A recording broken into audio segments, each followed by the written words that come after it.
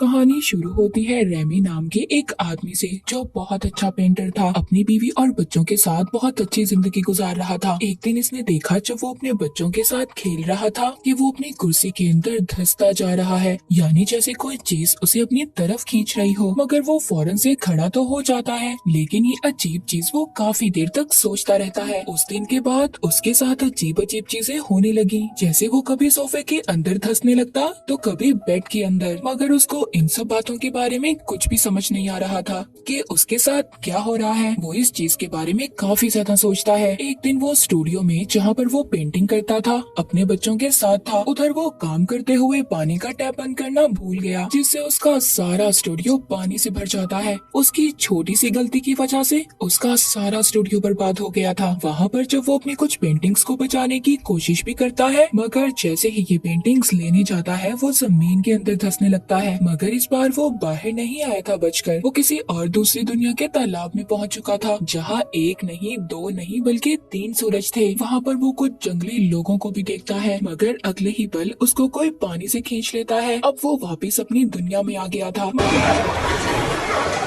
मगर अब उसको कुछ भी ठीक नहीं लग रहा था। उसको इस बात का तो अंदाजा हो चुका था कि ये कोई उसका वहम नहीं है, बल्कि कुछ तो है जो उसके साथ गलत हो रहा है। वो सब बातें अपनी बीवी को बताता है, मगर वो तो उसकी किसी भी बात पर यकीन करने को तैयार ही नहीं थी। दरअसल रेमी की बीवी अपने बॉस को पसंद करती थी और रेमी को छोड़ना चाहती थी। अब बेचारे रेमी के पास तो कुछ भी नहीं बचा था, न उसका स्टूडियो और न ही उसकी बीवी। उस पर तो जैसे मुसीबतों का पहाड़ टूट चुका था। उसकी बीवी तो अपने बॉस को मिलवाने घर पर भी ले आती है। रेमी को कुछ भी समझ नहीं आता। वो तो आराम से उनकी हर बात मान लेता है। वो तो उनसे ये भी कह देता है कि कुछ दिन के बाद मैं घर छोड़कर चला जाऊंगा। अब ये बात जब वो अपने घर वालों को बताता है कि उसकी बीवी उसे छोड़ना चाहती है, उनकी मदद चाहिए, मगर वो भी उसकी कोई बात नहीं सुनते और मदद करने से साफ इनकार कर देते हैं। अब इन सब के बाद जब वो कॉफी बनाने किचन में जाता है तो उसके साथ दोबारा से अजीब अजीब चीजें होने लगती हैं। उसकी बिल्ली हवा में रुक जाती है। रेमी उसे हिलाता है, मगर उसकी बिल्ली तो जैसे हवा में ही जम गई थी। वो जब अपने आसपास की चीजों को देखता है, सब कुछ रुक गया था। जमीन लिक्विड जैसे होने लगी थी और वो अब जमीन में धंसता जा रहा था। अचानक से वो अपने घर से एक जंगल में आ गया था, यानी दूसरी दुनिया में। तभी वो देखता है जंगली लोग जानवर को काट कर पका रहे हैं। वो उनसे मदद मांगता है तो वो तो रेमी को अपना खाना समझ रहे थे। उसके पीछे भागते हैं उसे पकड़ने के लिए, मगर वो किसी न किसी तरह अपनी जान छुड़ाकर भाग जाता है। अब जिसके बाद वो गांव में आ जाता है। वहाँ पर आकर वो गार गुफा में छुप गया था। तभी अचानक से कोई चीज उसको खींचती है और वो अचानक से आकर दोबारा से अपने घर में गिरता है। सब घर वाले परेशान हो गए थे, सारी चीजें बिखर जाती हैं, मगर कोई भी इस बात पर यकीन करने के लिए तैयार ही नहीं था। वो आपस में ये बातें करते हैं कि रेमी पागल हो गया है। तभी वो बेहोश हो जाता है। अब उसकी आंख हॉस्पिटल में खुलती है, मगर डॉक्टर भी उसकी किसी बात पर यकीन करने के लिए तैयार ही नहीं थे। अब रेमी जब अपने स्टूडियो में जाता है तो वहाँ पर बैंक वाले, कस्टमर्स सब उससे पैसे लेने आए हुए थे, लेकिन अचानक से सब हिलना बोलना बंद कर देते हैं। वो दोबारा से जमीन के अंदर जाने लगा था। वो सबको बुलाता है, देखो मेरी तरफ, मगर कोई भी नहीं बोल रहा था। बोलते भी बेचारे कैसे, सब जम गए थे। अब वो तीसरी बार उस दूसरी दुनिया में पहुँच गया था। वहाँ पर बहुत सारे जंगली लोग थे, जिन्हें देखकर ऐसा लग रहा था कि जैसे वो इसी का इंतजार कर रहे हो। इशारों ही इशारों में इसे उनकी बात समझ आती है कि वो इसे उड़ने का कह रहे हैं। रेमी को ऐसा लग रहा था कि शायद वो उड़ सकता है। वो जोश में उड़ने लगता है, मगर बेचारा नीचे जाकर गिरता है। वो उसको वहाँ पर जबरदस्ती जादुई फल खिला देते हैं। अब उस फल के खाने की वजह से रेमी भी उनकी जुबान को समझने लगा था। अब उस कबीले का सरदार उसे समझाता है कि आखिर वो इनकी दुनिया में आया कैसे।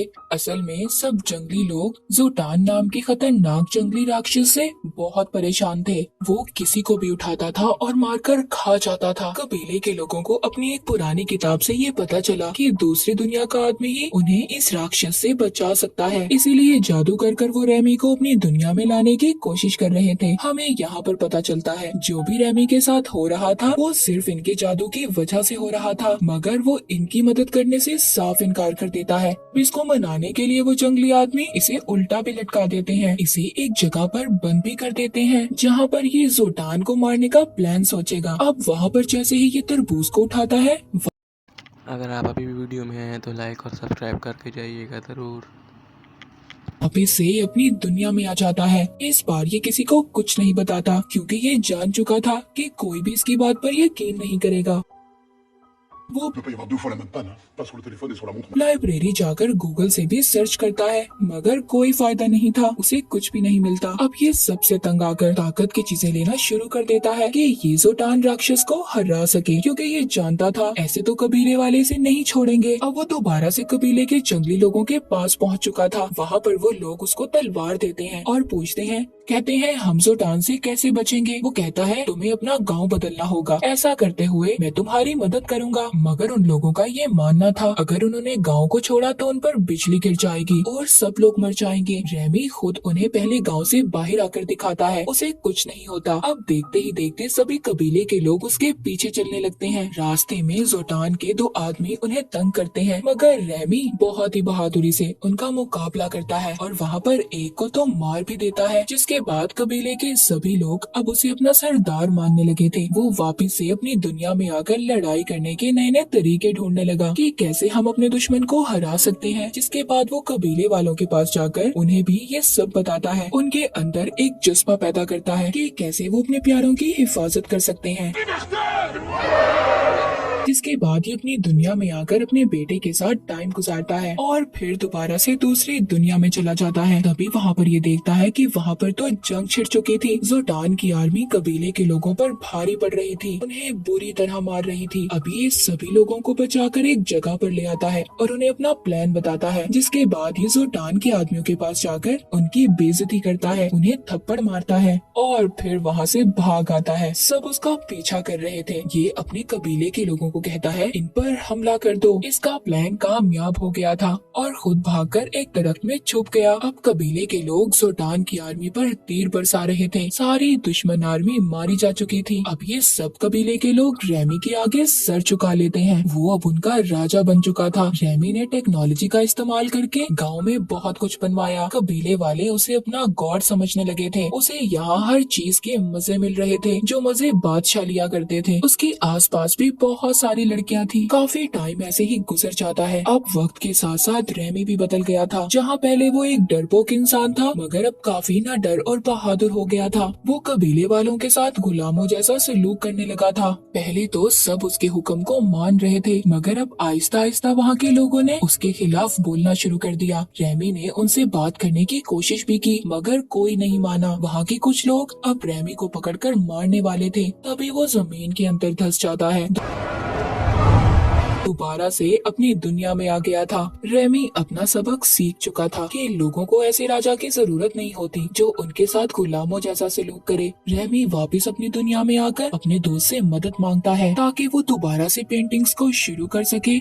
अब उसकी जिंदगी में एक लड़की भी आ गई थी। वो दोनों एक दूसरे को पसंद करने लगे थे मगर जैसे ही ये लड़की पास आती है रेमी एक बार फिर दोबारा से वापस दूसरी दुनिया में आ गया था। वहाँ के कबीले के लोग इसको बताते हैं अभी तुमने जोटान को मारना है, जिसके बाद ही सब कुछ खत्म होगा। हालांकि रेमी इन सब में अब पढ़ना नहीं चाहता था मगर वो लोग जबरदस्ती इसको जोटान की गुफा में फेंक देते हैं। लड़ाई करते हुए रेमी को डर तो लग रहा था मगर ऐसे ही वो अपना हथियार उठाकर हवा में फेंकता है और सीधा वो जोटान को जाकर लगता है। जोटान राक्षस अब मर चुका था। सब उसे देखकर बहुत खुश थे। अब उन कबीले के लोगों की आखिरी रस्म भी बाकी थी। इन लोगों ने रेमी को मारकर खाना था। उसे जब ये पता चलता है तो वो तो डर कर भागता है मगर वो आदमी जिसने जादू कर कर रेमी को इस दुनिया में बुलाया था वो अपनी एक चीज को आग में फेंक देता है जिससे रेमी कभी भी अपनी दुनिया में नहीं जा पाएगा। कबीले के सब लोग उसे पकड़ लेते हैं और मारने ही वाले थे। तभी कुछ लोग उस जलती हुई चीज को उठाकर पानी में फेंक देते हैं जिससे रेमी बच जाता है। अब वो सीधा हॉस्पिटल पहुँच गया था जहाँ पर उसकी बीवी